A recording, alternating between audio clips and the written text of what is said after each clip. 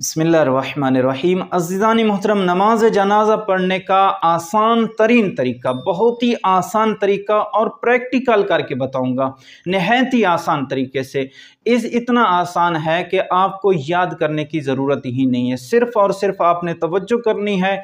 1 minute के अंदर अंदर आपको वो नमाज जनाजा भी याद हो जाएगा और ज़िंदगी भर ये भूलेगा नहीं आपको, ये गारंटी है। अज़ीज़ानी मोहतरम, करना क्या है, आपने नमाज जनाजा जब सामने आ गया है, किबला रुख होकर 5 तकबीर नमाज जनाजा की नियत करनी है। 5 तकबीर नमाज जनाजा पढ़ता हूँ हाजिर इस मैयत के, वाजिब किफ़ाई कुर्बतन इल्लल्लाह, अल्लाहु अकबर।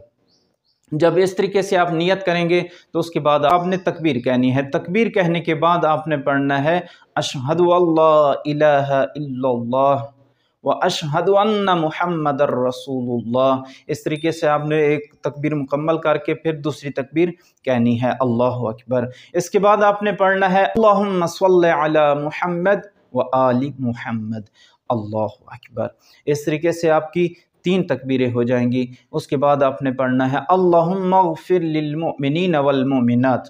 इसके बाद आपने चौथी तकबीर कहनी है। चौथी तकबीर के बाद आपने पढ़ना है अल्लाहुम्मा ग़फ़िर लिहाज़ल मैयत। अगर मर्द की है तो आपने पढ़ना है अल्लाहुम्मा ग़फ़िर लिहाज़ल मैयत। अगर मैयत खातून की है तो आपने पढ़ना है अल्लाहुम्मा ग़फ़िर लिहाज़िहिल मैयती, अल्लाहुम्मा ग़फ़िर लिहाज़िहिल मैयत। इसके बाद आपने 5वीं तकबीर कहनी है। अज़ीज़ान मोहतरम, अगर मर्द की मैयत है तो आपने अल्लाहुम्मा ग़फ़िर लिहाज़ल मैयत कहना है, उसके बाद 5वीं तकबीर मुकम्मल करनी है।